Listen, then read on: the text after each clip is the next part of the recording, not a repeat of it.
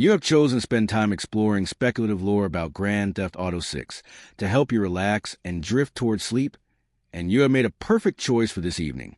As you settle in and let the day fade away, we are going to journey through what we imagine might be the world of Leonida and Vice City, based on the glimpses we have seen. This is a speculative exploration, a gentle prediction of what might await players in this upcoming chapter of the Grand Theft Auto universe, told calmly to guide you toward peaceful rest. The state of Leonida stretches across a fictionalized version of Florida, a place where the American dream has been filtered through social media, where excess has become the baseline, and where the line between performance and reality has blurred beyond recognition. This is not the Vice City of the 1980s that some may remember, with its neon lights and cocaine cowboys. This is a modern Vice City, a sprawling metropolitan area that has evolved with the times, becoming something simultaneously more connected and more fractured than ever before. The city itself pulses with a particular energy that only comes from tropical heat meeting urban density. The architecture tells a story of decades of boom and bust cycles. Art Deco buildings from the 1930s standing alongside glass towers from the 2000s, with strip malls and gated communities filling every space in between. The beach stretches for miles, white sand that looks perfect in photographs but feels gritty and real underfoot. Palm trees line every street, their fronds rustling in the constant breeze that comes off the Atlantic Ocean. Vice City has always been a place of reinvention, where people come to escape their past and create new futures. In this modern era, that tradition continues, but with a distinctly contemporary twist.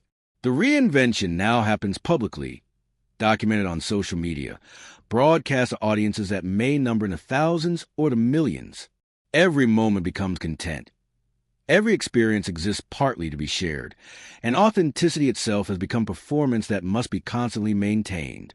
The wealthy areas of Vice City showcase a particular kind of American excess.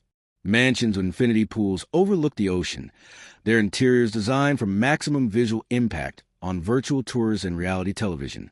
Supercars line driveways not just as transportation, but as status symbols to be photographed and posted. Private yachts fill the marinas, floating monuments of wealth that may or may not be entirely legitimate. The people who inhabit these spaces have cultivated personal brands as carefully as they have cultivated their abs and their investment portfolios. But wealth in Vice City exists right alongside poverty, sometimes separated by only a single street. The contrast is stark and deliberate, a feature of the landscape rather than a bug to be fixed. Neighborhoods that were once working class have been transformed by gentrification, artisanal coffee shops replacing family-owned bodegas, craft breweries taking over industrial spaces, rent prices climbing until longtime residents can no longer afford to stay. The displaced move further out, into areas where the American dream feels more like a cruel joke than a promise. The cultural fabric of Leonida reflects the diverse populations that have made this place home over generations. Latin American influences permeate everything from the food to the music to the language itself, with Spanish and English blending naturally in everyday conversation. Caribbean culture adds its own flavors and rhythms, creating a unique fusion that exists nowhere else. Add to this the retirees from the Northeast, the transplant seeking sunshine and opportunity, the tourists who never left, and you have a population as mixed and complex as anywhere in America. Social media has changed how crime operates in this world. The old rules about staying quiet and keeping low profiles have been replaced by a new logic where visibility can be an asset rather than a liability. Criminals cultivate followings, document their lifestyles, and build brands around their activities. The line between influencer and outlaw has become surprisingly thin. Some rob jewelry stores and post about it the same day. Others run sophisticated fraud schemes while maintaining the appearance of legitimate entrepreneurs. The performance never stops. This is a world into which Lucia emerges after a time in the prison system, a world that has moved on without her while she was locked away. The Leonida she returns to is both familiar and foreign, recognizable yet transformed. The basic geography remains the same, but the culture has shifted in ways both subtle and profound. The Vice City she knew has been filtered through smartphone cameras and editing apps, every experience now existing primarily as content to be consumed. Lucia herself carries the weight of her incarceration in ways both visible and invisible. Prison changes people, and her time inside has left its marks. She learned things during those years, developed skills and connections that will serve her in the criminal world she is about to re-enter. But she also lost things that cannot be recovered, time and opportunities that passed while she was trapped in that system. The experience has hardened her in some ways, while leaving her surprisingly vulnerable in others. Her relationship with the prison system was complex and educational in ways that the system never intended. She learned how power actually operates, not through official channels and formal rules, but through informal networks and unspoken understandings. She learned who could be trusted and who could not, how to read people quickly and accurately, how to protect herself in an environment designed to break people down. These lessons will prove invaluable in the criminal enterprises she is about to undertake. The women she met inside represented every possible path that life in America can take. Some were there for drugs, caught in the trap of addiction and the war on drugs. Others had committed violent crimes, often in self-defense or in response to domestic abuse. Some had run financial scams, following the American tradition of fake it until you make it to its logical criminal conclusion. Each had a story, and Lucia listened to all of them, absorbing the lessons and warnings they contained. During her incarceration, Lucia maintained hope that life after prison would offer a fresh start, a chance to go straight and build something legitimate. Many people hold this hope while inside, believing that their debt to society will be paid and they will be allowed to move forward. But the reality of life after prison in America rarely matches this optimistic vision. The obstacles are numerous and often insurmountable. Employment becomes nearly impossible with a criminal record. Housing options are limited. The parole system imposes restrictions that make normal life difficult to achieve. It did not take long after her release for Lucia to realize that the straight path was not really available to her. Every job application asked about criminal history, and honesty meant automatic rejection. The few employers willing to hire ex-convicts offered wages so low that survival became a constant struggle. The apartment she could afford was in a neighborhood where crime was not an aberration, but a daily reality. The fresh star she had hoped for revealed itself to be an illusion, a story told to make the prison system seem more redemptive than punitive. So Lucia made a decision that many in her position make, though perhaps with more calculation and deliberation than most. If society was not going to allow her to succeed legitimately, she would succeed illegitimately. If the system was designed to keep her at the bottom, she would find ways to subvert and exploit that system. The skills she had learned before prison, combined with what she learned inside, positioned her well for a return to criminal enterprise. But this time would be different. This time she would be smarter, more careful, more strategic. The modern criminal landscape in Leonida offered opportunities that did not exist in previous eras. Technology had opened new avenues for theft and fraud that previous generations of criminals could never have imagined. The interconnected digital world created vulnerabilities that could be exploited by anyone with the right knowledge and tools. At the same time, traditional crimes like robbery and theft could be planned and executed with a precision that cameras and computers made possible. Information was currency, and those who knew how to gather and use it held tremendous advantages. Lucia understood that succeeding in this environment required more than just ambition and willingness to break the law. It required partnerships, connections, and a network of people with complementary skills. The lone wolf criminal was a romantic figure from movies and books, but in reality, successful crime required coordination and cooperation. She needed people she could trust, or at least people whose interests aligned closely enough with hers that betrayal would be irrational. Finding such people would be the first and most important step. This is where Jason enters the picture, a figure whose background and motivations are complex and not entirely clear even to those who know him well. Jason represents a particular type of American masculinity, shaped by media consumption and economic anxiety, caught between competing visions of what it means to be successful. He grew up in Leonida, watching the wealthy live lives of conspicuous consumption, while his own family struggled to maintain a middle-class lifestyle that was slowly slipping away.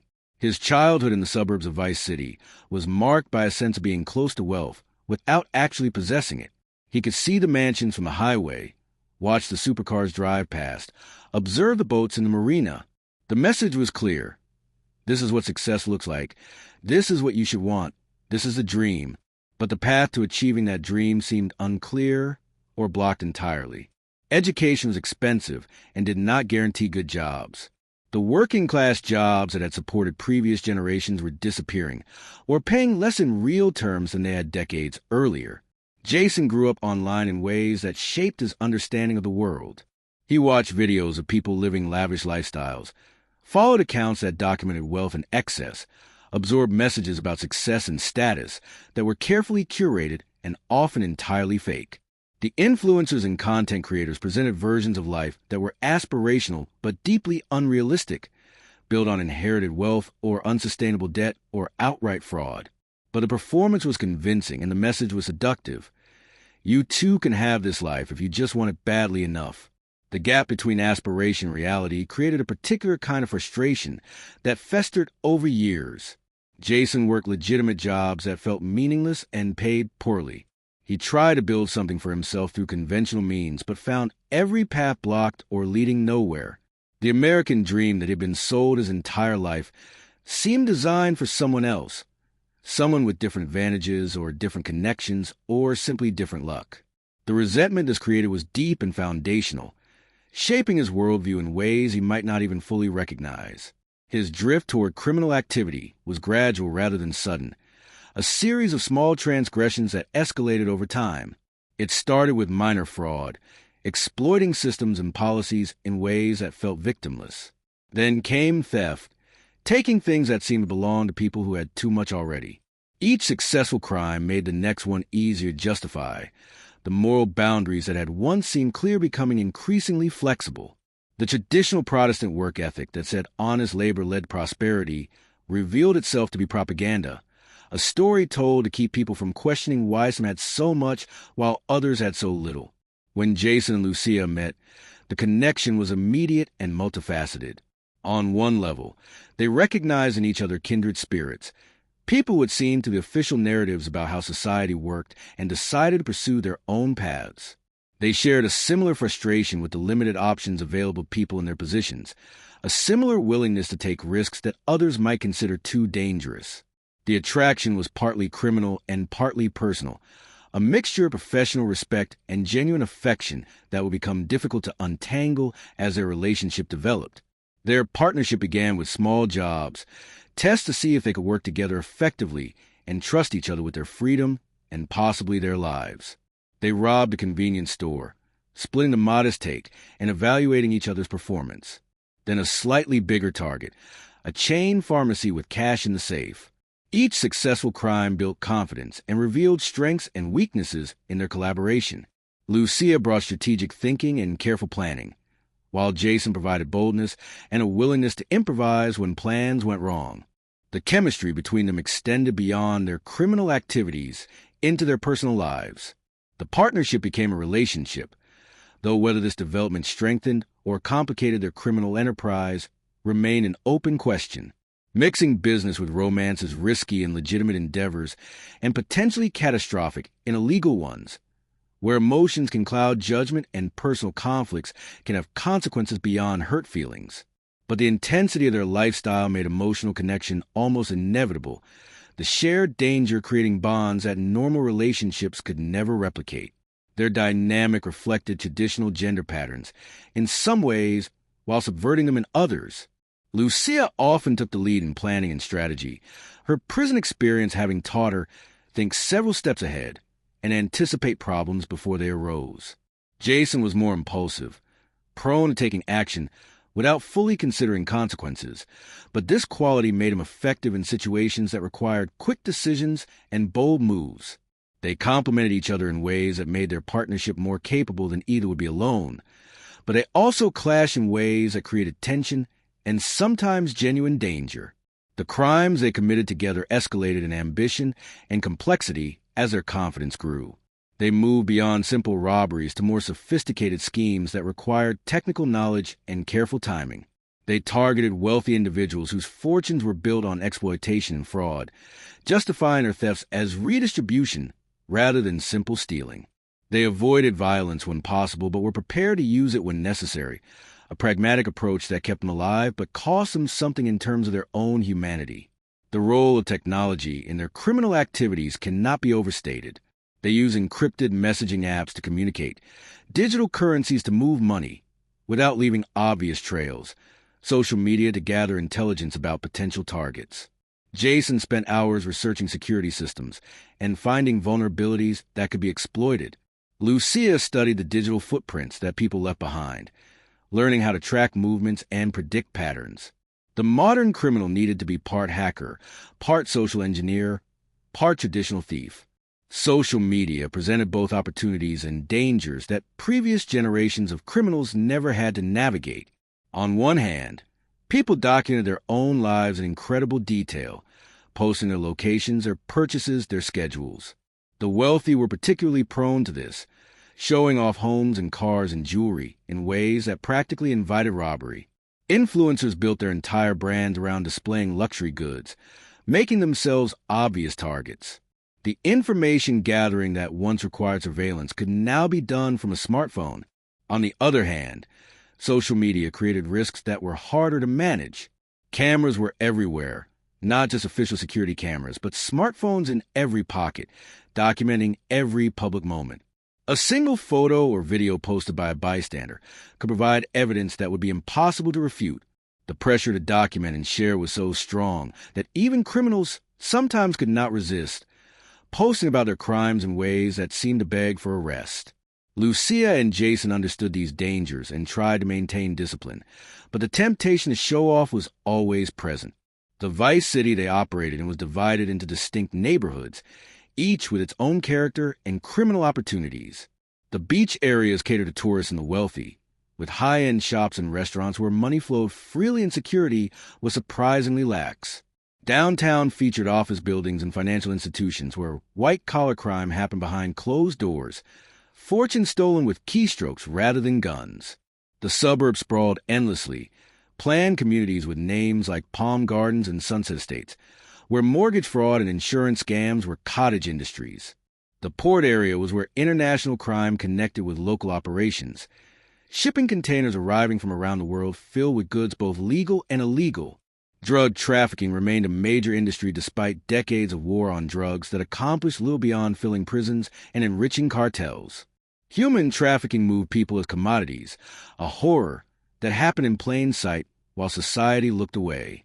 Stolen goods of every description passed through the port, everything from cars to electronics to luxury goods, all destined for markets where questions about origin were not asked.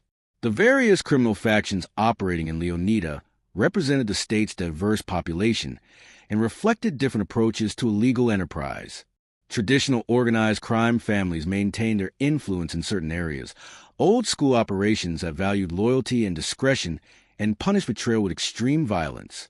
These groups had adapted to modern conditions while maintaining structures and traditions that went back generations.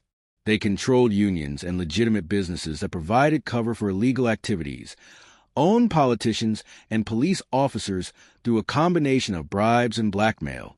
Newer gangs operated with different rules and structures, more fluid and opportunistic, willing to form temporary alliances and break them just as quickly when circumstances changed. Many of these groups were organized along ethnic lines: Caribbean gangs, Latin American cartels, Eastern European mobs, each bringing their own methods and connections. The violence between these groups was often shocking in its brutality. Public executions meant to send messages and establish dominance. Territory was constantly being contested, with neighborhoods changing hands as different factions gained or lost power. The role of social media and gang culture had transformed how criminal organizations operated and presented themselves. Members documented their activities, posted photos with weapons and cash, created music videos that glorified violence and drug dealing. This served multiple purposes. It built reputations and attracted recruits. It intimidated rivals, and it created content that could be monetized. Some gang members became influencers in their own right, building followings that mixed entertainment with genuine menace. The line between performance and reality became impossible to locate. Motorcycle clubs represented another strain of organized crime in Leonida, groups that maintained the outlaw biker image while operating sophisticated criminal enterprises. They ran drugs and guns, controlled strip clubs and protection rackets, and cultivated an image of freedom and rebellion that attracted members and intimidated enemies. Their clubhouses served as headquarters and social centers, places where business was conducted and bonds were forged through shared experiences and rituals. White-collar criminals operated in the same city, but in a completely different world. Their crimes happening in offices and boardrooms rather than streets and alleys. Real estate fraud was endemic. Property values artificially inflated and then crashed in carefully orchestrated schemes. Financial advisors ran Ponzi schemes that stole retirement savings from people who could not afford to lose them. Corporate executives looted their own companies while presenting false numbers to investors. These crimes stole more money than all the street crime combined, but they rarely resulted in serious punishment, the perpetrators usually facing fines rather than prison time if they were caught at all. The pharmaceutical industry operated its own criminal enterprise with legal protection, pushing addictive drugs while hiding evidence of their dangers, creating an opioid epidemic that killed thousands and destroyed communities. When sued, they paid settlements that were tiny fractions of their profits and admitted no wrongdoing. The irony that people went to prison for years for selling drugs while pharmaceutical executives became billionaires doing essentially the same thing was not lost on anyone paying attention. Lucia and Jason navigated this complex criminal landscape carefully, forming temporary alliances when beneficial and avoiding conflicts when possible. They were small operators compared to the major organizations, independent contractors in a world of corporations. This gave them flexibility and freedom, but also meant they lacked protection and resources that came with being part of a larger structure. Every job carried the risk of stepping on the wrong toes, attracting the wrong attention, making the wrong enemy. Their first major score came from targeting a corrupt real estate developer who had made millions through fraud and displacement, buying properties cheap through intimidation, and selling them at enormous markups after gentrification. The man documented his wealth obsessively on social media, posting photos of his cars and homes and watches, apparently feeling untouchable. Lucia and Jason studied his pattern for weeks, learning his schedules and security arrangements and vulnerabilities. The robbery itself was textbook in its execution, the result of careful planning and precise timing. They entered his mansion while he was out, disabled the alarm system using methods that Jason had learned online, and located the safe using blueprints that Lucia had obtained through a contact in the city planning office. The safe contained cash and jewelry worth hundreds of thousands of dollars, the kind of liquid assets that criminals and corrupt businessmen both favored. They were in and out in less than 30 minutes, leaving no evidence beyond the empty safe and disabled cameras. The aftermath brought its own challenges and decisions. They needed to fence the jewelry, turning physical items into cash while avoiding detection. This required connections to people who asked few questions and took substantial cuts, middlemen who made their livings facilitating exactly these kinds of transactions. The cash was easier to manage but still required careful handling, deposited in small amounts at different banks using false identification. Large cash deposits triggered reporting requirements that could bring unwanted attention from authorities. The psychological impact of pulling off a major crime successfully was intoxicating and dangerous. The rush of adrenaline, the satisfaction of beating the system, the tangible reward in the form of money, all combined to create a high that was powerfully addictive. Lucia and Jason celebrated their success and immediately began planning their next job, the first score seeming to prove that they could accomplish anything if they were smart and careful. The confidence was warranted to a degree, but it also bred the kind of carelessness that got criminals caught. Their lifestyle began to change in ways both obvious and subtle. They moved to a better apartment, not luxurious, but comfortable and in a safer neighborhood. They bought better clothes and ate at nicer restaurants, and generally allowed themselves to enjoy the fruits of their criminal labor. But they also maintained discipline about not attracting attention, avoiding the flashy displays that got so many criminals caught. No super scars or designer watches, no social media posts about wealth, no obvious signs that their income exceeded what legitimate work would provide. The relationship between Lucia and Jason deepened during this period, the shared success and danger creating bonds that went beyond normal romance. They trusted each other with their freedom and their lives, a level of trust that most couples never reach because they never need to. But this intensity also created pressure that threatened to crack the foundation they had built. Arguments became more frequent and more heated. Fights about risks and strategy morphing into fights about their relationship and future. The question of what they were building together became increasingly pressing as time went on and their criminal enterprise continued. Were they accumulating money for some specific goal, saving up for a life beyond crime? Or was the crime itself the point, the lifestyle and excitement and feeling of beating the system more important than any amount of money? Lucia thought more about the future, wanted to build something sustainable that would eventually allow them to retire from crime. Jason lived more in the present, enjoying the lifestyle and reluctant to think too far ahead. The influence of social media on their thinking and planning cannot be understated. They lived in a world where success was measured by visibility and follower counts, where experiences existed primarily to be documented and shared. The pressure to perform and display was constant and exhausting, affecting even those who consciously rejected it. Lucia and Jason avoided posting about their own lives, but they were still surrounded by this culture, still absorbing its values and assumptions. Vice City itself seemed designed to amplify every human tendency toward excess and performance. The architecture was loud and attention-seeking, buildings shaped like guitars or covered in mirrors or painted in colors that demanded to be noticed. The people dressed in ways that made statements, bodies sculpted and displayed, personal style treated as brand identity. The cars were powerful and loud, modified to be more aggressive and attention-grabbing than their stock versions. Everything screamed for attention in a crowded marketplace of visibility. The natural environment provided a stunning backdrop for this human carnival. The beaches were genuinely beautiful, white sand and clear water that lived up to the promotional materials. The Everglades stretched inland, a wild ecosystem that seemed impossible next to the urban density. The sunsets painted the sky in oranges and purples that no camera could quite capture.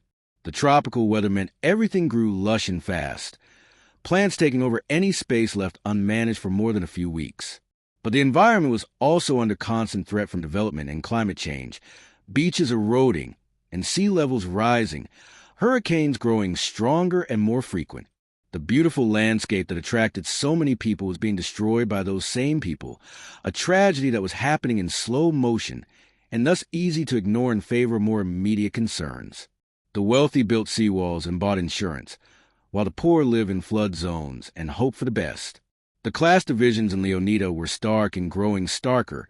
The middle class that once provided stability and prosperity hollowed out by decades of economic changes that benefited those at the top while squeezing everyone else. The wealthy lived in a completely different world from everyone else. Their neighborhoods gated and secured, their children attending private schools, their health care comprehensive and immediate. They moved through public spaces without really seeing the people around them, insulated by money from the normal concerns that dominated most people's lives. The working class and poor struggled with challenges that were grinding and relentless. Housing consumed an ever larger percentage of income, forcing choices between rent and food, between utilities and medicine. Jobs offered poverty wages while demanding maximum flexibility and loyalty, treating employees as disposable. Healthcare was tied to employment, creating a trap where losing a job might mean losing access to life-saving treatment. The stress of living like this, never quite able to get ahead, was itself a health hazard. The criminal class existed somewhere in this structure, occupying a strange position that was both inside and outside the normal economy. Successful criminals could accumulate wealth that moved them into higher socioeconomic brackets, at least in terms of consumption and lifestyle. But they remained outside legal society, unable to access many of its benefits and protections, always at risk of losing everything to arrest or violence. The stress of criminal life was different from poverty, but no less real, the constant awareness of danger creating its own psychological toll. Lucia experienced the class structure of Leonida in visceral ways. She had grown up working class. Her family always one emergency away from financial catastrophe. Prison had pushed her even lower, into the underclass of ex-cons who were officially free but functionally trapped. Her criminal success was raising her economically, but she remained acutely aware of how precarious her position was. One mistake, one betrayal, one piece of bad luck could send her back to prison or worse. Jason's relationship with class was different, shaped by growing up in suburbs that were designed to appear middle class even when the economic reality had shifted. His family maintained appearances while struggling privately, the house and cars suggesting prosperity that did not exist. He absorbed messages about success and status that set expectations his legitimate employment could never meet. Crime offered a shortcut that seemed justified by the gap between what had been promised and what was actually available. Their crimes increasingly targeted those at the top of the economic ladder, people whose wealth seemed to insulate them from all consequences. They robbed a plastic surgeon who charged enormous sums of wealthy women seeking youth and beauty, his mansion filled with art and antiques. They hit a nightclub owner who laundered money for various criminal enterprises, his safe containing cash that had already been stolen from someone else. Each target was chosen partly for practical reasons, but also for the satisfaction of taking from those who already had too much. The moral calculus they used to justify their actions was complex and not entirely consistent. They told themselves they were only stealing from those who could afford it, only taking money that was already dirty, only redistributing wealth in a system designed to concentrate it at the top. But they also knew these rationalizations were partially self-serving, ways to feel better about actions that were still illegal and sometimes harmful. The people they robbed were sometimes genuinely terrible, but other times they were just wealthy, and the harm they caused was real regardless of their target's moral status. The question of violence was one they grappled with constantly. Both Lucia and Jason preferred to avoid physical harm when possible, viewing themselves as thieves rather than violent criminals. But they also recognized that the willingness to use violence was sometimes necessary to accomplish their goals and protect themselves. The gun was a tool, deterrent, and weapon, something they carried in hopes of never needing to use, but prepared to employ if circumstances demanded. The moral line they had drawn felt clear in theory, but fuzzy in practice. The police in Vice City operated with a complex relationship to crime that reflected both corruption and genuine efforts at law enforcement. Some officers were genuinely committed to protecting and serving, putting themselves at risk to keep communities safe. Others were corrupt, taking bribes and looking the other way, sometimes actively participating in criminal enterprises. Most fell somewhere in between, good people working in a broken system, trying to do their jobs while navigating political pressure and limited resources. The tension between police and the communities they were meant to serve was a constant feature of life in Leonida. In wealthy areas, police were responsive and professional, treating residents with respect and courtesy. In poor and minority neighborhoods, interactions were more likely to be confrontational and violent. Residents viewed with suspicion and treated as threats. The disparity in treatment was obvious to anyone paying attention, but it persisted because those with power had no interest in changing a system that served them well. Lucia and Jason developed techniques for avoiding police attention that drew on lessons from her time in prison and his research into law enforcement procedures. They varied their routines and routes, never establishing patterns that could be predicted and exploited. They maintained multiple vehicles registered to false identities, switching between them regularly. They avoided areas with heavy police presence and known surveillance. They studied arrest procedures and interrogation techniques, preparing for the possibility that they might eventually be caught despite their precautions. The legal system they might face if arrested was designed more for punishment than justice, a fact that shaped their decisions about risk and reward. Public defenders were overworked and underfunded, unable to provide the kind of defense that might make a difference in court outcomes. Plea bargains were the norm, with prosecutors wielding enormous power to coerce guilty pleas to the threat of much harsher sentences if defendants insisted on trials. The system processed people like products on an assembly line, just as an afterthought, if it was considered at all. Lucia's experience with this system made her particularly careful about avoiding arrest.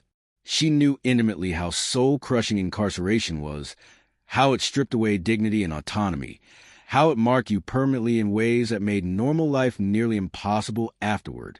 She would do almost anything to avoid going back, a determination that made her both more cautious and potentially more dangerous if cornered. The fear of prison was a constant presence in the back of her mind, shaping every decision and action.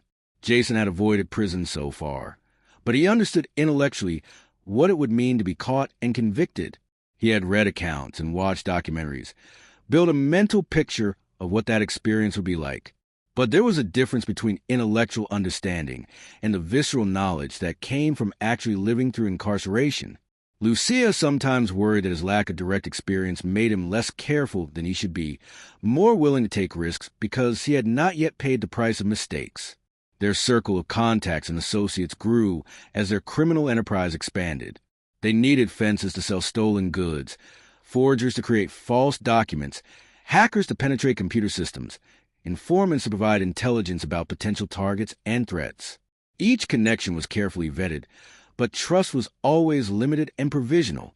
The criminal world was full of people who would betray anyone for the right price or under the right pressure, and assuming otherwise was a good way to end up dead or in prison. One of their most valuable connections was a woman named Rosa, who ran a pawn shop that served as a front for fencing stolen goods. She had been in the business for decades, developing relationships with criminals and buyers throughout Florida and beyond. She took a substantial cut of every transaction, but provided value in the form of security and reliability.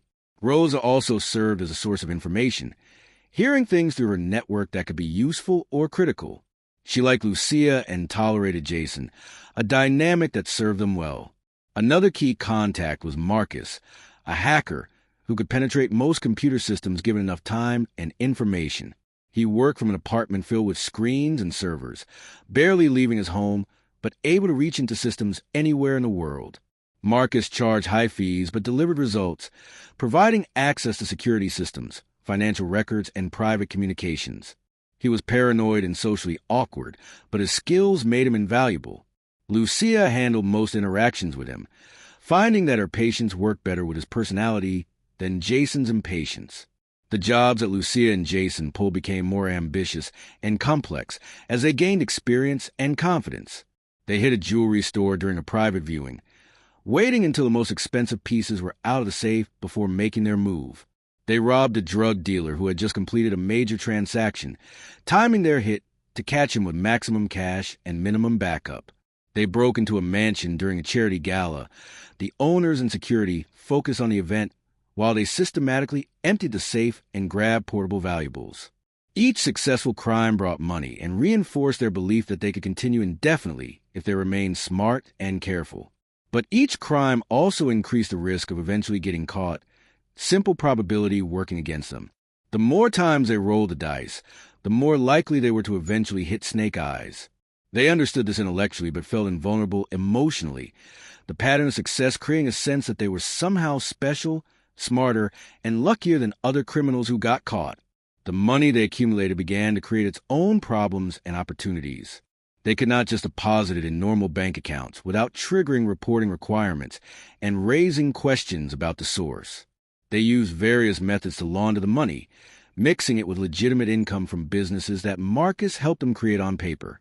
They bought money orders and cashier's checks in small amounts, deposited cash at casinos, and walked away with chips that could be cashed out with documentation, and used various other techniques to turn illegal cash into apparently legitimate funds.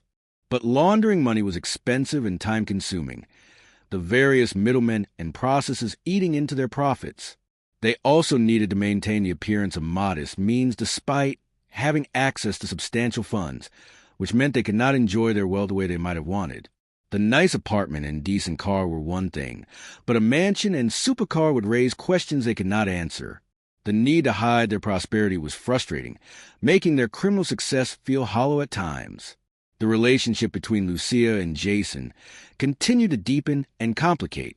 They had become genuinely close, knowing each other in ways that people rarely know their partners. They had seen each other under extreme stress, in moments of fear and danger, celebrating victories and processing failures. The bond this created was powerful and real, but it also meant that conflicts hit harder and hurt more deeply. When they fought, it was not just about the immediate issue, but about everything they had been through together. Jealousy occasionally surfaced in ways that created tension. Lucia sometimes noticed other women paying attention to Jason and felt possessive and threatened. Jason became suspicious when Lucia spent time with male contacts, interpreting professional interactions as potential personal interest. These feelings were understandable given the intensity of their relationship and the high stakes of their criminal partnership, but they also created unnecessary drama and distraction. Trust was essential to their survival, but trust was hard to maintain in a world built on betrayal and deception. The question of their future together was something they discussed in abstract terms but avoided examining too closely. Did they see themselves together long-term, building a life that extended beyond their current criminal activities? Or was their partnership primarily practical, held together by shared interests and mutual benefit that might not survive different circumstances? Neither was quite sure the answer, and neither wanted to force a question and risk discovering that they had different visions of where things were headed. The social media landscape continued to evolve in ways that affected their criminal activities and their personal lives. New platforms emerged with new features, creating new opportunities and new risks. The influencer economy grew more elaborate and absurd, people building careers around documenting their lives in carefully curated ways that bore little relationship to reality. The pressure to participate was enormous, the fear of missing out driving people to share more and more of themselves despite obvious dangers and costs. Lucia and Jason maintained strict discipline about not posting their own activities, but they consumed social media voraciously, using it to track targets and stay aware of cultural trends. They watched other criminals make mistakes, posting evidence of their crimes, and then acting surprised when police showed up with warrants. They saw influencers destroy their own reputations through poorly considered posts, careers ending in moments of poor judgment. The lessons were clear. Social media was a tool that could be used but never trusted, a space where performance was required but authenticity was dangerous. The performance aspect of modern life extended far beyond social media into almost every human interaction. People cultivated personal brands and managed their images with the care that previous generations reserved for actual achievements. Every conversation became an opportunity to project a desired identity, every outfit a statement about status and taste, every choice about where to be seen, and with whom a calculation about social capital. The exhaustion of maintaining these performances was evident in the strained smiles and carefully filtered photos that papered over anxiety and dissatisfaction. Vice City's nightlife reflected this culture of performance and excess. Clubs opened and closed with dizzying frequency, each new venue claiming to be more exclusive and luxurious than the last.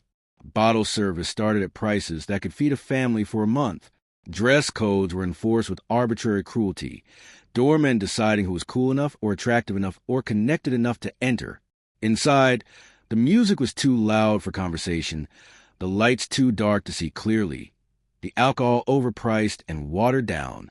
People came not for enjoyment but to be seen, to document their presence, to maintain their place in social hierarchies that were as rigid as they were meaningless.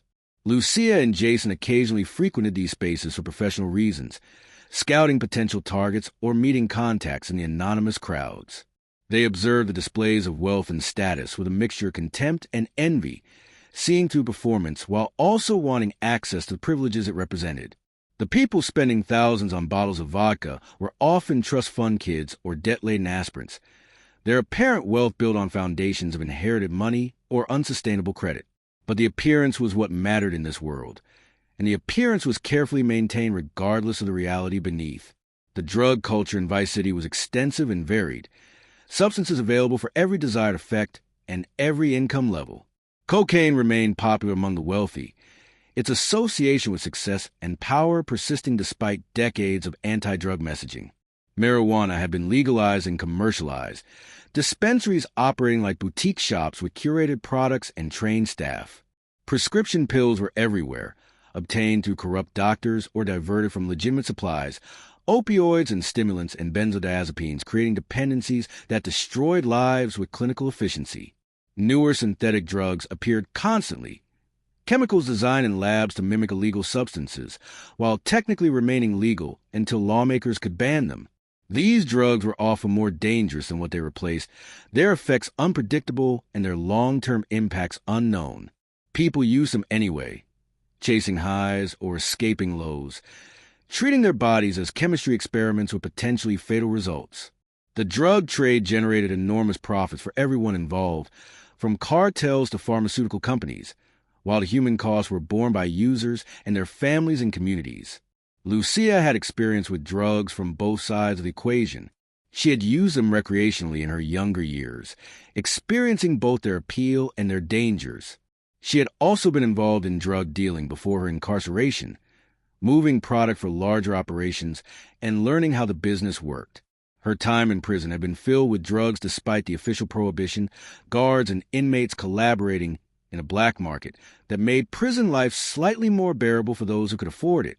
She understood the demand was essentially infinite, and the supply would always find ways to meet it. Jason's relationship with drugs was more casual but still present. He used marijuana regularly to manage stress and help him sleep, viewing it as harmless recreation rather than substance abuse. He occasionally used cocaine when partying or pulling all-nighters for complex jobs that required sustained focus. He drew mental lines between acceptable and unacceptable drug use, seeing himself as in control even as the frequency of his use gradually increased. Lucia worried about this but knew from experience that expressing concern would only create defensiveness and conflict. The music scene in Vice City was vibrant and diverse, reflecting the cultural mix that defined the city. Latin music dominated many neighborhoods, reggaeton and bachata and salsa pouring from cars and clubs and open windows. Hip-hop claimed other territories, local artists documenting street life and criminal enterprise in lyrics that were simultaneously glorifying and cautionary. Electronic music filled the big clubs downtown, DJs achieving celebrity status and commanding enormous fees. Live music venues showcased everything from punk to jazz, underground scenes thriving alongside mainstream success. Some musicians had connections to criminal enterprises, their careers serving as fronts for money laundering or their lyrics documenting actual criminal activities. Others simply adopted the aesthetics of crime without the reality, performing authenticity for audiences who could not tell the difference. The line between real and fake was blurry in Vice City, with everyone performing some version of themselves that might or might not correspond to truth. The music industry itself was full of exploitation and fraud. Artists signed to terrible contracts and robbed of their earnings by managers and labels.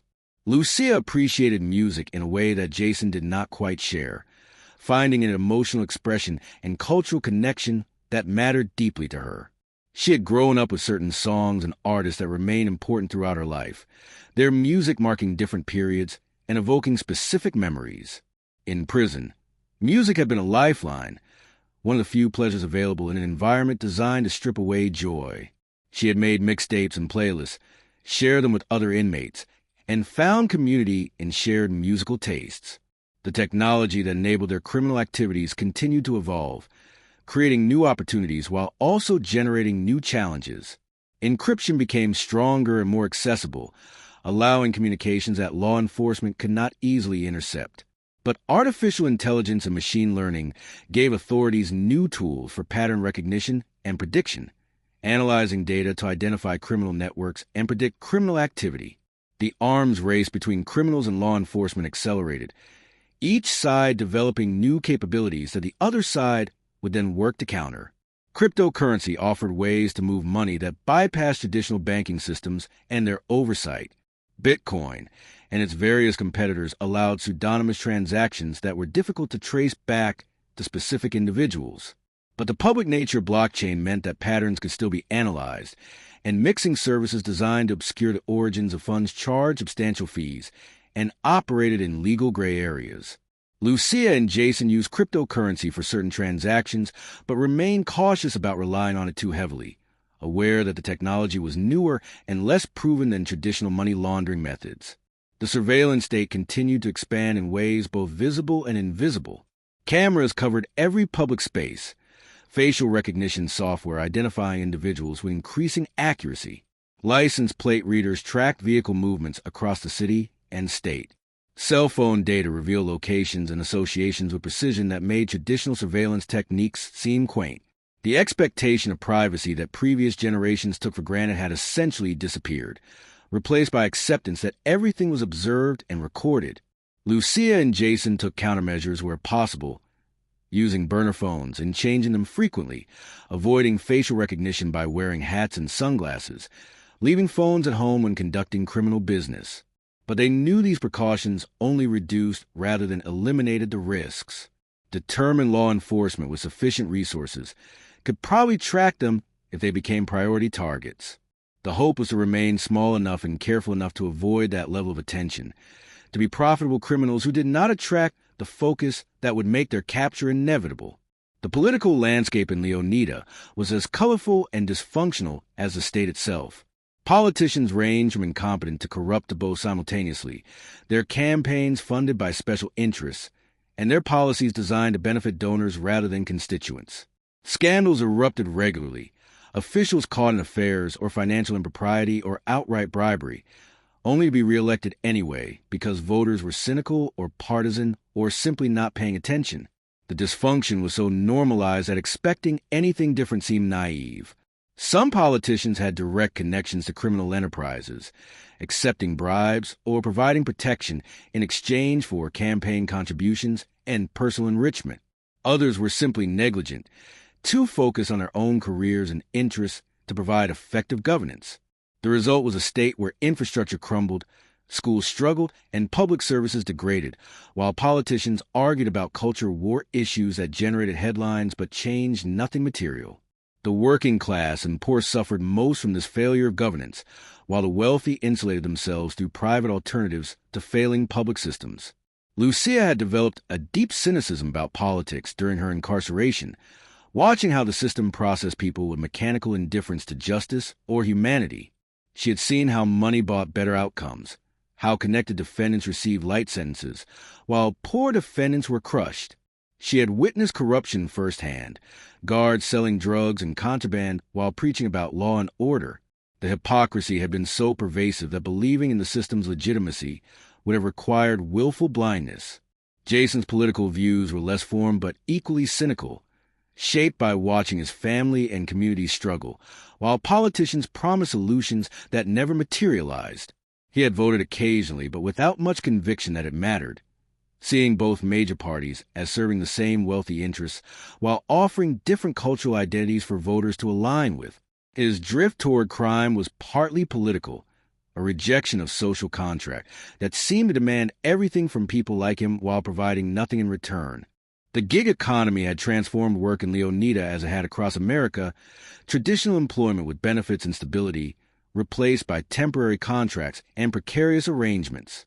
People drove for rideshare companies, delivered food and groceries, rented out their homes and cars, cobbling together incomes from multiple sources that provided less security than single jobs once had. The flexibility was marketed as freedom, but the reality was anxiety and instability. No guaranteed hours or income, no benefits or protections.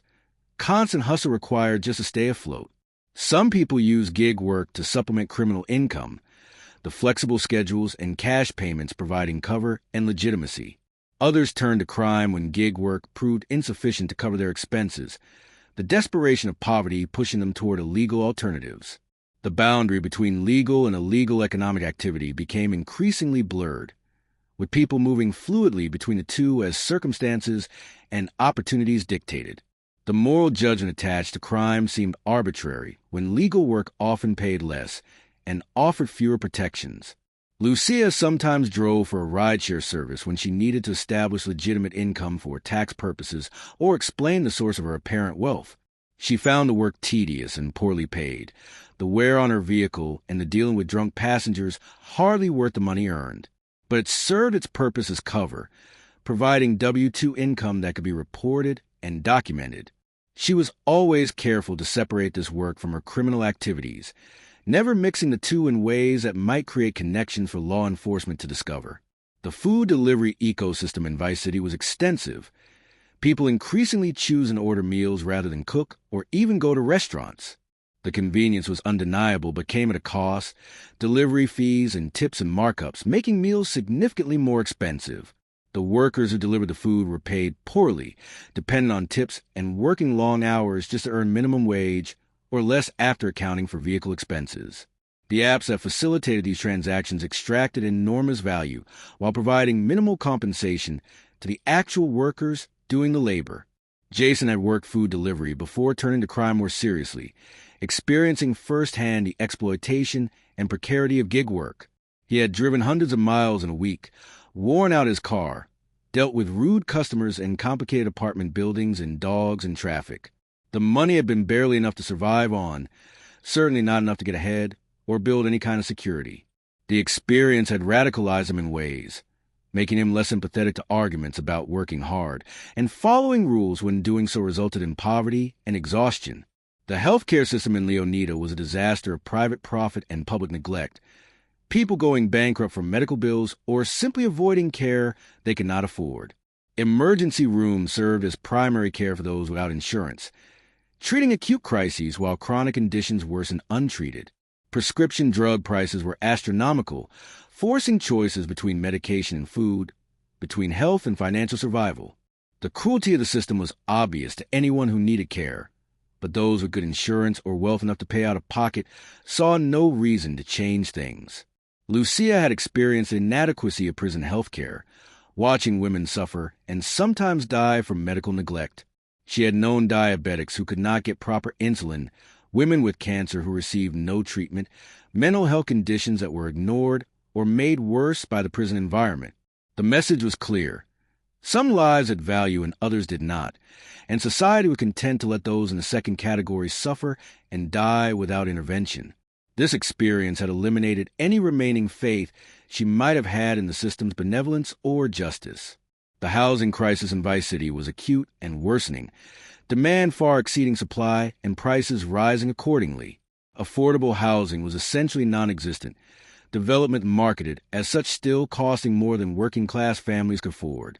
Luxury condos sat empty as investments, bought by foreign nationals or wealthy Americans, and used rarely if at all, while serving as parking places for capital. Homelessness increased visibly, tent cities appearing under overpasses and in parks, visible reminders of the system's failures that made the comfortable uncomfortable. Gentrification continued to transform neighborhoods, displacing long-time residents to benefit developers and new arrivals who could afford higher rents. The process was presented as neighborhood improvement, but the improvements served newcomers while pushing out the people who had made the neighborhoods what they were. Cultural institutions closed, replaced by chains and franchises that could afford the new rent levels. The diversity that had defined Vice City was being replaced by a monoculture wealth that was both boring and exclusionary. Lucia and Jason's apartment hunting had revealed the extent of the housing crisis firsthand. Places that would have been considered mediocre a generation ago now commanded premium rents. Landlords could be selective, demanding credit checks and proof of income and references, able to reject anyone for any reason or no reason at all. The apartment they finally secured was acceptable but overpriced, requiring income that their criminal activities provided but that they had to carefully document as legitimate. The constant fear of eviction or discovery added stress to their already stressful lives. The education system in Leonida mirrored the state's broader inequalities, excellent schools in wealthy areas and struggling schools everywhere else. Funding was tied to property taxes, ensuring that rich neighborhoods had resources while poor neighborhoods made do with less. Teachers were overworked and underpaid, especially in schools serving disadvantaged communities. Turnover high and morale low. Students in poor neighborhoods started with disadvantages and fell further behind as inadequate education limited their opportunities. Neither Lucia nor Jason had finished college, their educations interrupted by financial pressures and other priorities. Lucia sometimes regretted not completing her degree, wondering if her life might have taken a different path with more education and credentials. But she also recognized that college debt had trapped many people in poverty despite their degrees. Jobs requiring degrees, but not paying enough to justify the cost of obtaining them. The education system was another false promise, one more way that society claimed to provide opportunity, while actually reinforcing existing hierarchies. The environmental degradation in Leonida was visible and accelerating, consequences of climate change becoming increasingly impossible to ignore. Sea level rise threatened coastal properties worth billions, salt water intruding into fresh water supplies, beaches eroding at alarming rates. Hurricanes were stronger and more frequent, each storm causing enormous damage and disrupting lives for months or years afterward. The heat was becoming more oppressive, summer temperatures reaching levels that made outdoor work dangerous and utility bills unaffordable for many. The wealthy could afford to adapt, building higher seawalls and buying powerful generators, and moving to less vulnerable locations when necessary. The poor and working class were stuck, unable to afford a move or protect their homes from rising waters and strengthening storms. The government response was inadequate and slow, disaster relief hampered by bureaucracy and corruption, rebuilding efforts benefiting contractors more than victims. Each disaster demonstrated the system's inability to protect regular people from forces that threatened their survival. Lucia noticed the environmental changes in her daily life, the heat more intense than she remembered from childhood, the hurricanes more frequent and destructive, the flooding that now occurred even without major storms. She worried about the future in an abstract way but felt powerless to change anything about it. Her criminal activities were about surviving the present, not building a sustainable future. The long-term threats seemed distant compared to the immediate challenges of avoiding arrest and staying alive. Jason sometimes talked about leaving Vice City entirely, moving somewhere less vulnerable to climate change and less saturated with crime and corruption. But these conversations never went anywhere, neither of them having clear ideas about where they would go or what they would do differently.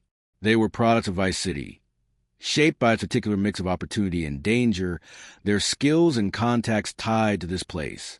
Starting over somewhere else would mean giving up everything they had built, however precarious that foundation might be.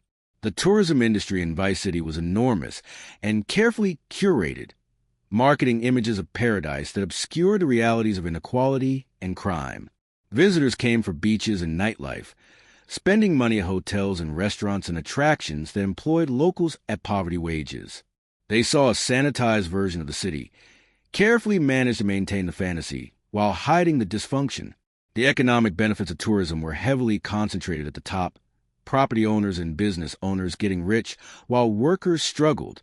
Some tourism involved sex work, both legal and illegal varieties catering to visitors looking for experiences they might not seek in their home communities. The exploitation was obvious to anyone looking, but society was content to ignore it as long as it remained mostly hidden. Women and men sold their bodies because they needed money and had few other options, their choices constrained by poverty and limited opportunities. Some did so relatively safely and profitably. Others were trafficked and trapped, the line between voluntary and coerced often blurry. Lucia had known sex workers in prison, women arrested for prostitution, and sentenced to terms that seemed wildly disproportionate to their actions. Many had been supporting drug habits, trading sex for money to buy drugs, or trading sex directly for drugs. Others were supporting children or other dependents, doing what they needed to do to survive.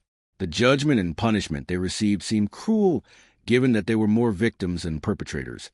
But the criminal justice system was not designed with compassion or nuance in mind. The culture of corruption in Vice City was pervasive enough to feel almost quaint, bribes and kickbacks, so routine that they were simply the cost of doing business. Building permits required payments under the table. Police protection was for sale. Politicians voted the way their donors instructed. The whole system ran on grease, money changing hands to make things happen or to make problems go away. Those who refused to participate found themselves at disadvantages, their principled stands punished by a system that rewarded compliance. Lucia and Jason had learned to navigate this corruption, making payments when necessary and building relationships with people who could be bought. A police contact provided warnings about investigations and raids, paid enough to be useful, but not so much that they could be sure of his loyalty if real pressure was applied. A clerk in the county records office provided information about property ownership and liens, her modest bribes supplementing a salary that had not kept pace with inflation. These connections were valuable but also represented vulnerabilities, people who knew things that could destroy them if shared with the wrong authorities. The nighttime economy in Vice City operated on different rules than daytime business. Opportunities and dangers both amplified by darkness and alcohol, and the general loosening of inhibitions that happened after sunset. Crimes that would draw immediate attention during the day could sometimes be committed at night with reduced risk, though the criminal competition was also fiercer.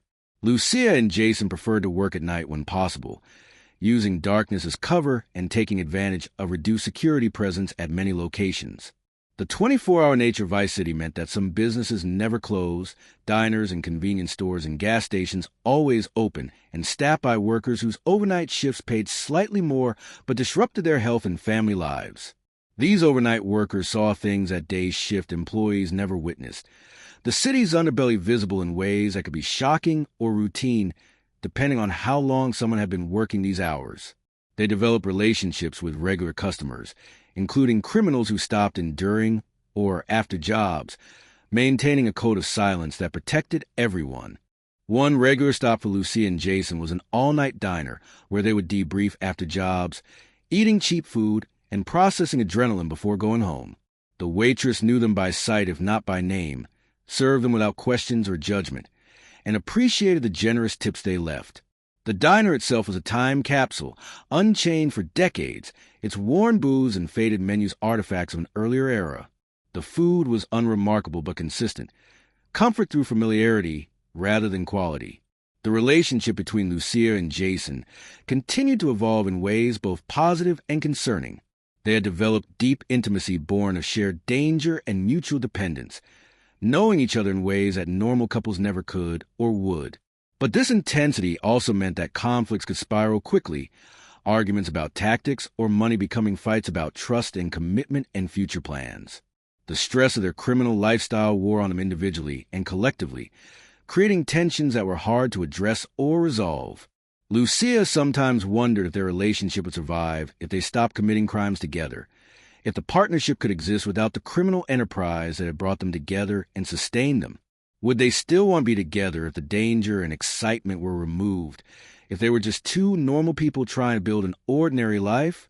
She did not know the answer and was not sure she wanted to find out, the current arrangement working well enough despite its obvious problems and risks. Jason had similar doubts, but expressed them differently, through moodiness and withdrawal rather than direct conversation. He sometimes went out alone without telling Lucia where he was going, creating anxiety and suspicion that he seemed to enjoy despite the conflict it caused. These power plays were immature but effective, reminding Lucia that he could leave if he wanted to, that she needed him as much as he needed her. The emotional manipulation was obvious but still worked, triggering insecurities that Lucia tried to suppress but could not eliminate. Their intimate physical relationship remained intense and satisfying despite the emotional complications. The danger of their lifestyle seemed to heighten physical desire, adrenaline translating into passion in ways both understood but did not discuss. After successful jobs, they would celebrate privately, the relief and excitement finding expression in physical connection that was passionate and sometimes rough. The sex was one area where they still communicated perfectly, their bodies understanding each other even when their words created conflict. The question of children was one that occasionally surfaced but was quickly suppressed, both of them recognizing that their lifestyle was incompatible with parenthood. Bringing children into their chaotic and dangerous world would be irresponsible at best and cruel at worst. But the biological impulse was still present, especially for Lucia, who was approaching an age where the decision might be made for her by biology if she did not make it consciously first. She sometimes saw children and felt a pang of longing quickly followed by relief that she had avoided that particular commitment. The future they were building remained unclear and probably unsustainable. They were accumulating money but not investing it in ways that would generate legitimate ongoing income. They were developing criminal skills, but not building toward any clear endpoint or exit strategy. The assumption seemed to be that they would continue indefinitely until something forced them to stop, whether arrest or death or some other catastrophe. This was not a plan so much as an avoidance of planning, a preference for living in the present rather than confronting an uncertain future. The criminal lifestyle was taking its toll in ways both obvious and subtle. The constant stress and hypervigilance were exhausting, wearing down their mental and physical health. Sleep was often difficult, nightmares common, genuine relaxation nearly impossible. They were always watching for threats, always calculating odds, always ready to run or fight. This was no way to live long-term, but neither could see a clear path out that did not involve either prison or poverty or both. Lucia's experience with incarceration gave her some perspective that Jason lacked. She knew that prison was a very real possibility, not some abstract threat, but a concrete reality that could arrive suddenly and without much warning. She had seen how quickly life could change, freedom to captivity in an instant, everything they built destroyed by a single mistake or a piece of bad luck. This awareness made her more cautious, but also more fatalistic, understanding that control was partly an illusion, and that fate played a larger role than anyone wanted to admit. The criminal community in Vice City was large enough that Lucia and Jason encountered familiar faces regularly, people they knew from previous jobs or shared connections. Some had been successful, accumulating wealth and surviving long enough to enjoy it. Others had been caught and served time, emerging changed in ways both predictable and surprising. A few had died, victims of violence or overdoses, or other hazards of the lifestyle. Each encounter was a reminder of the various possible futures that awaited them. One particular encounter stuck with both of them, a chance meeting with an older criminal who had spent decades in the life before finally retiring. He spoke of his regrets and warnings, the opportunities lost and people hurt, the fear and paranoia that never really went away even after leaving crime behind. He had money but also trauma, success measured in survival rather than happiness. His advice was simple: get out while you can, before the life destroys you completely. They listened politely but did not really hear him, unable to imagine themselves in his position or to accept that his fate might become theirs. The holidays in Vice City brought their own particular challenges and opportunities. Christmas transformed the city with decorations and music, the commercial frenzy reaching fever pitch as people spent money. They often did not have on gifts that often were not needed. For criminals, this meant increased security at stores, but also increased volumes of goods being moved and sold, more opportunities mixed with more risks. Lucia and Jason worked carefully during these periods, aware that police presence increased and that crimes during holidays often received harsher prosecution and sentences. New Year's Eve was particularly chaotic in Vice City. Massive street parties and private gatherings where alcohol and drugs flowed freely and inhibitions disappeared entirely. The police were overwhelmed, able to respond only to the most serious incidents while letting everything else slide. This created opportunities for crime, but also meant that conflicts could escalate without intervention, violence erupting suddenly and spreading quickly. Lucia and Jason usually laid low during New Year's, the risks outweighing potential rewards, preferring to celebrate privately and safely. The sports culture in Leonida was intense, professional and college teams commanding fierce loyalty and generating enormous revenue. Stadiums filled with fans whose emotional investment in games seemed disproportionate to any rational analysis of what was actually at stake. But sports provided meaning and community for many people, shared experiences and tribal identities that filled needs not met elsewhere. The business side was pure capitalism, teams extracting public subsidies while keeping private profits, players treated as commodities to be traded and discarded. Jason followed sports casually, watching games and having opinions, but not the deep emotional investment that characterized serious fans. Lucia cared even less, seeing sports as entertainment that did not merit the time and energy people devoted to it. But they both recognized sports as cultural currency, something to discuss and reference to build rapport with others. The ability to talk about last night's game or this weekend's matchup was social lubrication, common ground that eased interactions. The art scene in Vice City was vibrant but commercialized, creativity commodified, and sold to the highest bidder. Galleries in wealthy neighborhoods showed work by established artists whose pieces sold for enormous sums to collectors and investors. Street art covered walls and buildings throughout the city, some sanctioned and some illegal, visual expressions that ranged from beautiful to crude. The boundary between art and vandalism was policed inconsistently, often depending more on the artist's race and the neighborhood's demographics than the actual quality of the work. Lucia appreciated art in ways she could not fully articulate, responding to visual beauty and emotional expression in pieces that move her. She sometimes visited galleries and museums when they had time and inclination, finding in art a reminder that human creativity could produce things beyond violence and profit. She occasionally thought about what her life might have been like if she had pursued art or some other creative field, whether she might have found satisfaction and success without turning to crime. But these thoughts were pointless speculation, her path determined by choices made long ago that could not be unmade. The literary culture was less visible but still present. Small bookstores surviving despite competition from chains and online retailers, reading groups meeting in coffee shops and libraries, local authors producing work that documented Vice City's peculiar character. Lucia read occasionally when time permitted, preferring fiction that transported her to different worlds and lives, escaping the reality of her own circumstances through imagination. Jason rarely read, finding books too slow and demanding compared to television and movies, but he appreciated that Lucia valued reading and sometimes asked her about what she was reading. The film industry had presence in Vice City, productions shooting on location to capture the distinctive landscape and cultural flavor. The economic impact was promoted heavily by boosters, but the reality was more mixed, productions bringing temporary jobs that paid poorly while disrupting normal business operations. The fantasy of being discovered and becoming famous attracted people who hung around shoots hoping for their big break that would almost certainly never come. The actual celebrities who visited for filming were carefully insulated from normal interaction, protected by security and handlers. The fashion in Vice City was distinctive and performative, people dressing to be noticed and to signal their place in various social hierarchies. Luxury brands were displayed prominently, logos and labels serving as status markers. Knockoffs and counterfeits were everywhere, allowing those with less money to participate in performance of wealth even if the underlying reality was different. The pressure to dress appropriately for each context was strong, appearance mattering enormously in a culture that judged surfaces more than depth. Lucia had developed her own style that balanced attractiveness with practicality, wanted to look good but also to move easily and avoid attention when necessary.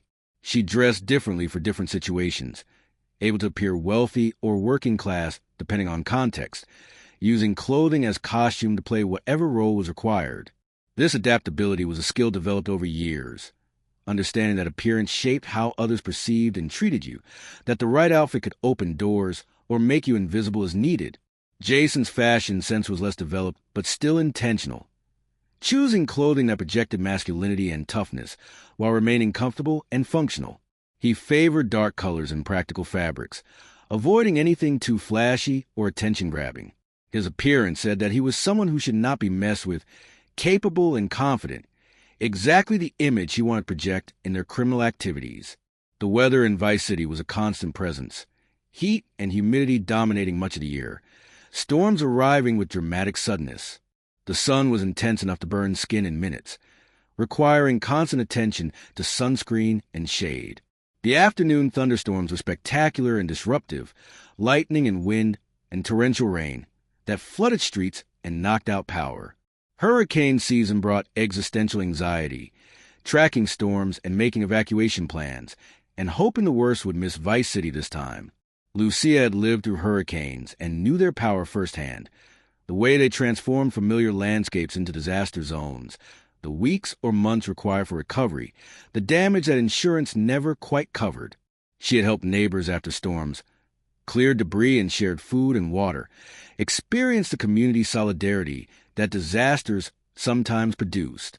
But she also knew that vulnerability, that future storms would come and that climate change made them more dangerous, that the paradise marketing was built on foundations increasingly undermined by environmental reality. The relationship between humans and nature in Vice City was fundamentally exploitative, the environment treated as resource and backdrop, rather than living system requiring respect and care. Development happened without regard for ecological impact. Wetlands filled and coastlines hardened. Wildlife pushed into ever smaller habitats. The consequences were becoming impossible to ignore. Flooding worse and biodiversity declining, natural systems breaking down under the strain of human activity. But the momentum of development continued. Short-term profit prioritized over long-term sustainability. As Lucia and Jason moved deeper into their criminal careers, they began to encounter the upper levels of Vice City's criminal hierarchy, people whose operations were larger and more sophisticated than anything they had attempted. These were not street criminals, but criminal entrepreneurs, running organizations that generated millions in annual revenue, corrupting officials and influencing policy, operated with a level of impunity that came from wealth and connections. Meeting these people was intimidating and educational, showing what was possible for those who survived long enough and built carefully enough. One such figure was a man known as El Rubio, who ran drug operations throughout Florida and beyond, a businessman who happened to traffic in illegal substances rather than legitimate goods. He dressed in expensive suits and drove luxury cars, lived in a mansion that would not look out of place in any wealthy neighborhood, and cultivated relationships with politicians and law enforcement. His operation was sophisticated and diversified, drugs, but also money laundering in real estate and legitimate businesses that provided cover and clean, dirty money. El Rubio had heard about Lucia and Jason through the criminal grapevine, their success attracting attention from people who were always looking for talented operators. He arranged a meeting through intermediaries, offering them an opportunity to work on a larger scale with better resources and protection. The offer was tempting but also dangerous. Joining a larger organization meant giving up independence and taking on new risks, becoming part of a structure that might protect them but would definitely control them. They discussed the offer seriously, weighing pros and cons. Try to assess El Rubio's trustworthiness and the actual terms being offered. Working for someone else meant following orders and splitting profits, but it also meant access to better intelligence and equipment, backup when things went wrong, and the protective umbrella of a larger operation. Independence had its appeal, but also its costs. Every job planned and executed with only their limited resources. Every problem solved without support or assistance. In the end, they declined the offer, choosing to maintain their independence for now, while leaving the door open for future cooperation. El Rubio accepted their decision with apparent good grace, though both Lucia and Jason worried about whether refusing it might create problems down the line. Powerful people were accustomed to getting what they wanted, and rejection might be interpreted as disrespect or worse. They would need to be careful, watching for signs that El Rubio had taken offense or decided that they were competitors to be eliminated rather than potential allies to be cultivated. The decision to remain independent reflected their core values and fears. They valued autonomy highly, the ability to make their own choices and pursue their own interests without answering to anyone else. But they also recognized that independence came with vulnerability, that they were small operators in a world of large organizations, that their survival depended partly on being too insignificant to be worth crushing. The balance was delicate and could shift quickly, circumstances changing in ways that might force them to reconsider their choices. As the months stretched into a year and then longer, Lucia and Jason's relationship to crime evolved from novelty to routine. The adrenaline rushes that accompanied early jobs faded into professional detachment, crimes becoming work rather than adventures. They developed protocols and procedures, refined their techniques, learned from mistakes and near misses. The professionalization brought efficiency and reduced risk, but it also made everything feel more mechanical and less exciting. The money accumulated in various accounts and hiding places, physical cash and digital currency, investments made through shell companies, and assets purchased under false names. They were becoming wealthy by most standards, though still far from the truly rich whose wealth was measured in millions rather than hundreds of thousands. The money represented security and options, the ability to weather crises and pursue opportunities, but also represented risk, assets that could be seized and traced, evidence of criminal activity that would be used against them if discovered. Their living situation improved gradually, moving to a better apartment in a safer neighborhood, furnishing it with care and attention to detail. The space became a genuine home rather than just a place to sleep, somewhere they both contributed to creating and maintaining. The domesticity was somewhat at odds with their criminal lifestyle, the juxtaposition of normal home life with illegal work creating cognitive dissonance they mostly managed to ignore. Lucia found herself thinking more about the future during quiet moments, imagining different possible paths their lives might take. She could see a version where they successfully transitioned out of crime, using accumulated wealth to start legitimate businesses, or simply living modestly on their savings. She could also see versions where things ended badly, arrest or death, or betrayal destroying everything they had built. The uncertainty was exhausting, the inability to know which future would actually manifest, making planning difficult and anxiety constant. Jason seemed to think less about the future, or at least talk about it less, prefer to focus on immediate concerns and next jobs. His apparent lack of long-term thinking sometimes frustrated Lucia, who felt they should be working towards some kind of endgame rather than just continuing indefinitely. But she also recognized that his approach had benefits, staying present and focused rather than getting lost in speculation about unknowable futures. Different coping strategies for the same uncertain reality. The criminal skills they were developing would not transfer easily to legitimate work, specialized knowledge about security systems and criminal networks not being things employers look for on resumes. This created a trap where continued crime became easier than attempting to go straight. Each successful job making them more invested in the criminal lifestyle and less able to imagine alternatives. The path dependency was real and concerning. Choices made months ago limiting options available now. The isolation that came with their lifestyle was another cost that was easy to overlook, but impossible to ignore completely. They could not talk honestly with straight friends about their lives, maintaining elaborate fictions about their work and income. They could not trust criminal associates enough to form genuine friendships, everyone in that world being potential threats or competitors. The only person each could really talk to was the other, creating an emotional intensity that was both sustaining and suffocating. Lucia missed her family sometimes, relatives she had lost contact with during and after her incarceration. Prison had severed many relationships that proved impossible to repair afterward. People who had been close growing distant when maintaining connection required effort and confronting painful realities. She thought about reaching out but could not imagine what she would say, how she would explain her life and choices. What kind of relationship would even be possible given the gulf between her world and theirs? Jason's family situation was complicated in different ways. His parents were still alive, but their relationship was strained. His drift away from conventional life, creating tensions that neither side knew how to address. They asked questions he could not answer honestly, worried about him in ways he found simultaneously touching and irritating. He visited occasionally out of obligation more than desire, the visits uncomfortable for everyone involved, proof that biology alone was not sufficient foundation for genuine connection. The holidays brought these family tensions into sharp relief. Cultural expectations about gathering and celebrating conflicting with the realities of strained or severed relationships. Thanksgiving and Christmas were supposed to be times of togetherness and joy, but for many people they were sources of stress and pain, forced interactions revealing divisions that were easier to ignore during the rest of the year. Lucia and Jason usually spent holidays alone together, creating their own traditions that did not require pretending their lives were normal or their choices were acceptable. The neighborhood where they currently lived was transitioning, caught between what it had been and what was becoming. Longtime residents were being pushed out by rising rents, replaced by younger and wealthier newcomers attracted by proximity to downtown and beach. The cultural institutions that had defined the neighborhood were closing or changing, bodegas becoming artisanal markets, auto shops becoming craft breweries. The process was familiar and depressing, another example of how money reshaped space without regard for community or history. Lucia and Jason were part of the change whether they liked it or not, their presence and rent payments contributing to the economic pressure displacing others.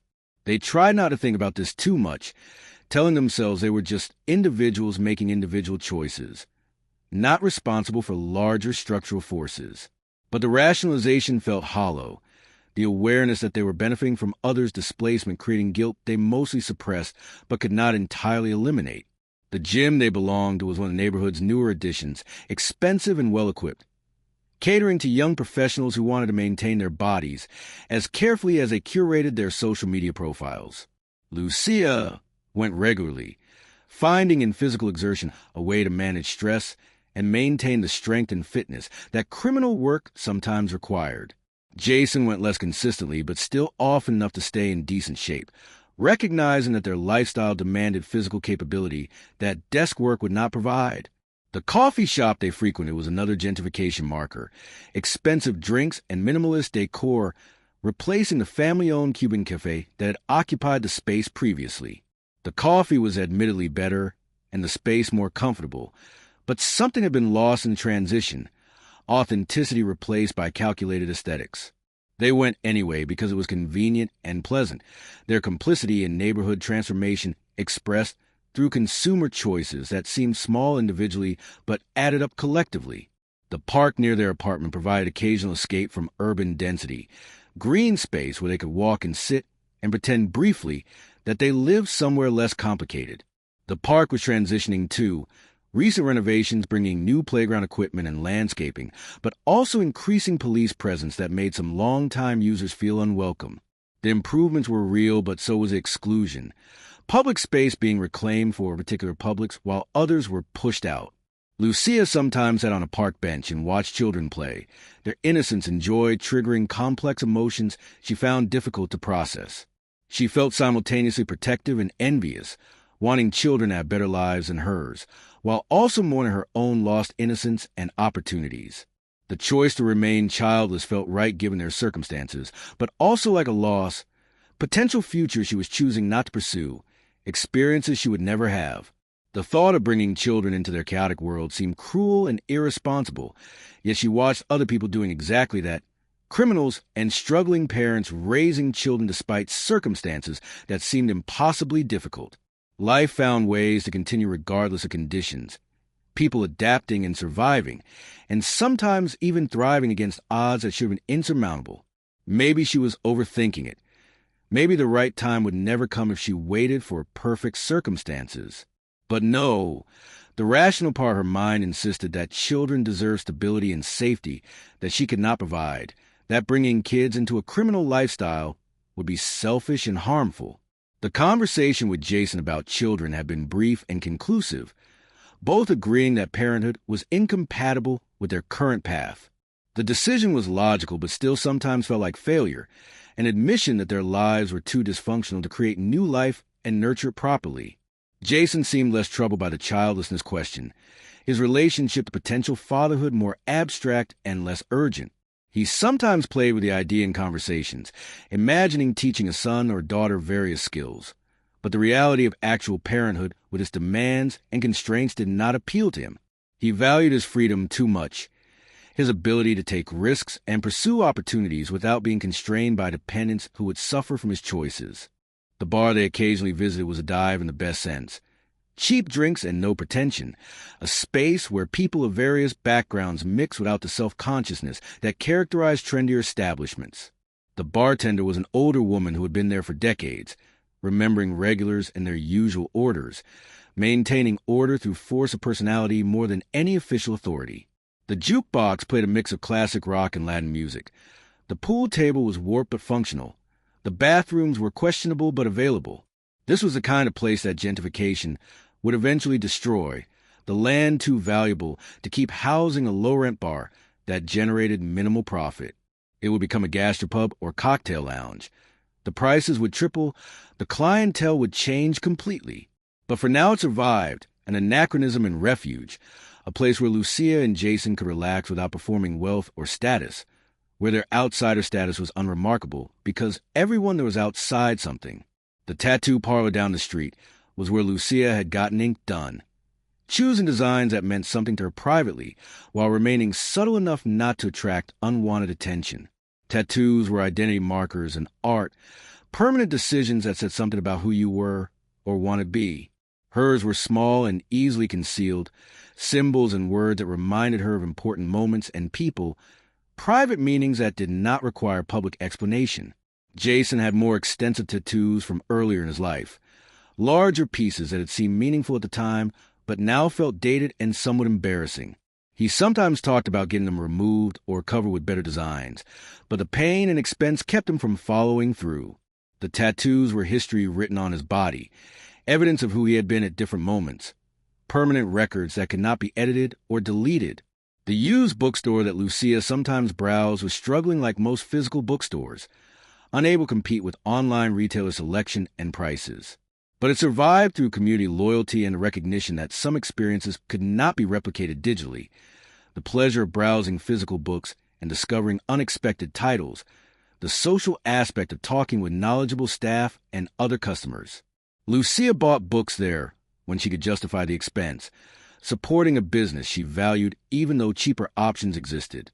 Reading provided escape and education, windows into other lives and worlds that expanded her understanding and imagination. She read fiction mostly, crime novels naturally, but also literary fiction and science fiction, stories that transported her beyond the limits of her own experience. Books were companions and teachers, reliably available when human connection was complicated or impossible, offering perspectives and insights that helped her make sense of her own life. The laundromat where they washed clothes was a social space disguised as utilitarian necessity, people waiting for cycles to complete while reading or working on phones or chatting with others in similar situations. Lucia found the laundromat oddly soothing, the repetitive tasks and hum machines creating a meditative environment where her mind could rest. She had met interesting people there over the months, Brief conversations that never went anywhere, but provided human connection without complication or risk. The bodega on their corner was owned by a family from the Dominican Republic. 3 generations working together to keep the store running 16 hours a day. They knew their regular customers, stocked items specifically for their preferences, and extended informal credit when people were short on cash and promised to pay later. This kind of community institution was increasingly rare, replaced by chains and franchises that operated on different economic logic and offered different but lesser forms of community. Lucia shopped there regularly despite higher prices in big stores, valuing the convenience and relationships more than saving a few dollars. The family knew her by sight, if not name, greeted her warmly, and occasionally gave her extra items or deals without asking. These small gestures of generosity and recognition mattered enormously, creating feelings of belonging in a world where she often felt isolated and disconnected from normal social fabric. The barber shop where Jason got his hair cut was a traditional male space, sports on the television, and men talking about sports and women, and work while waiting their turns.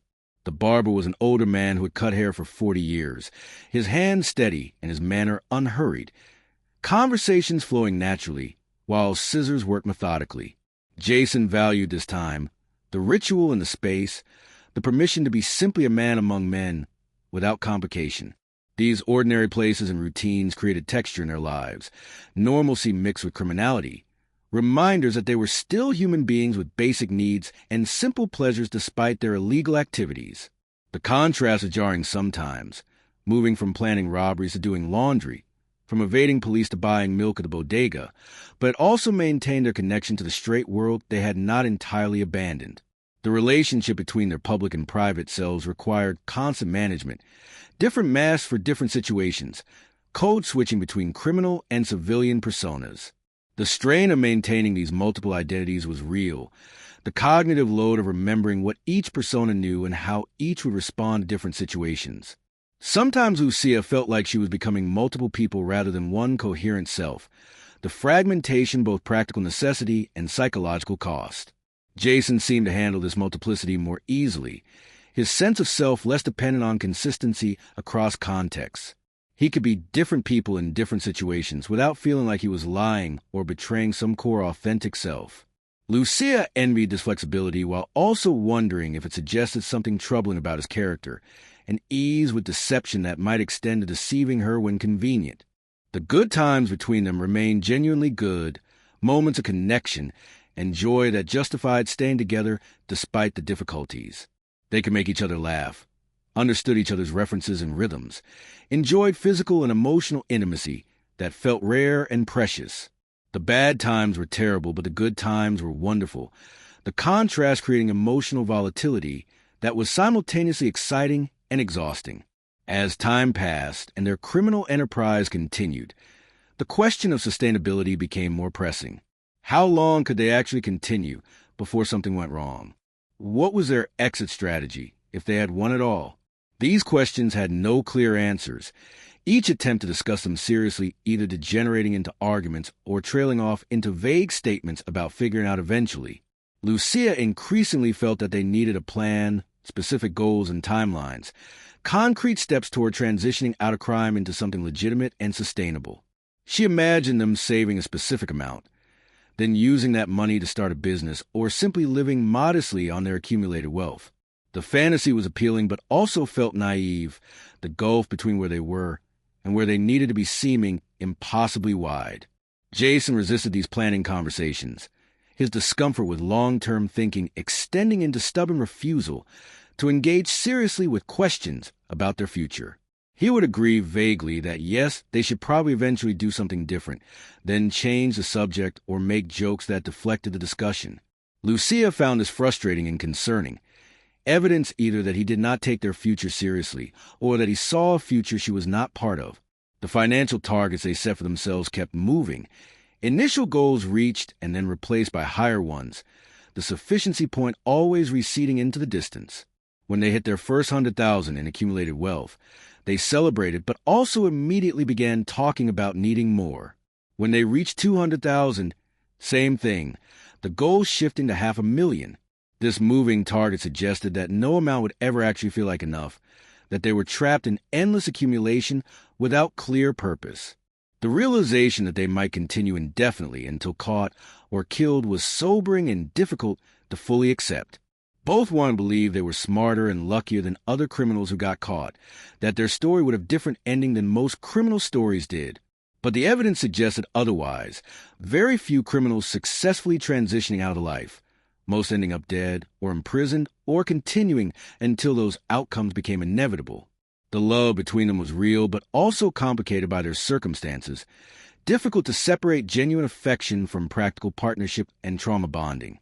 They had been through things together that created profound connections, but whether those connections were healthy or sustainable remained unclear.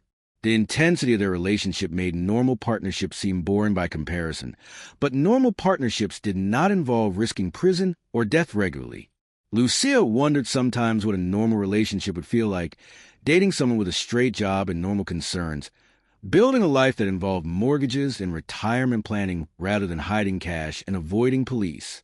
The fantasy was appealing but also seemed impossibly distant, her criminal record and lack of legitimate work history making normal life feel inaccessible even if she wanted it.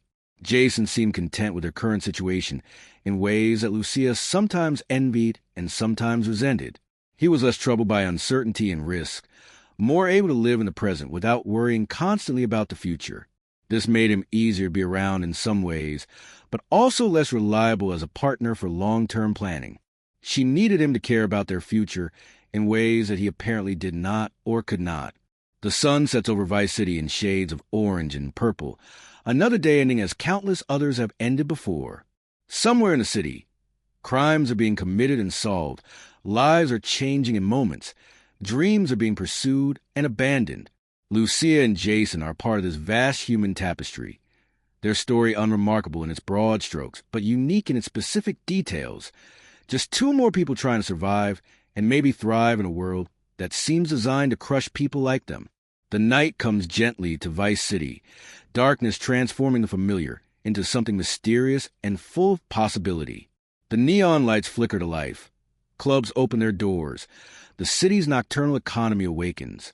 Lucia and Jason prepare for whatever the night might bring, another shift in the endless cycle of their criminal lives, not knowing what might happen but ready to face it together. Their story continues without clear ending, each day bringing new challenges and opportunities, the future remaining uncertain and unwritten. They move through Vice City spaces with practiced caution, aware but not paralyzed by the risks, finding moments of joy and connection amid the danger and stress. This is a life they have chosen, or perhaps that has chosen them, for better or worse, for now and possibly forever. The city breathes and pulses with its own rhythms, indifferent to individual stories but shaped by the collective actions of millions of people making countless small decisions. Lucia and Jason are just two among those millions, their impact small but real, their choices mattering, even if only to themselves and a few others whose lives intersect with theirs. And so we leave them here in Vice City on the edge of night, their future uncertain, but their present lived fully, moving forward because stopping is not really an option, finding meaning where they can and surviving as best they can in a world that promises everything but guarantees nothing. The story continues in the darkness, in the spaces between the lights, in the moments that connect past the future through the eternal present. Rest now in the knowledge that somewhere in the speculative version of Leonida, in this imagined Vice City, Lucia and Jason continue their dance with danger and opportunity. Tomorrow will bring new challenges, but tomorrow is far away. Tonight there's only the present moment, the breath and the heartbeat, the slow drift towards sleep and the dreams that wait beyond waking. Let the story fade gently into the background of your consciousness, its details softening and blurring as sleep approaches. The characters and places become less distinct, the narrative dissolving into impressions and feelings, the whole elaborate construction settling into memory and imagination where it belongs. Good night to Vice City and its countless stories. Good night to Lucia and Jason and their uncertain futures. Good night to the speculation and imagination that brought this world briefly to life. Rest comes gently now, carried on thoughts of faraway places and people who exist only in possibilities and predictions. Sleep well, knowing that the dawn will bring whatever it brings, that tomorrow is unwritten for all of us, that the only certainty is this present moment of peaceful rest as the day finally ends and night claims its territory.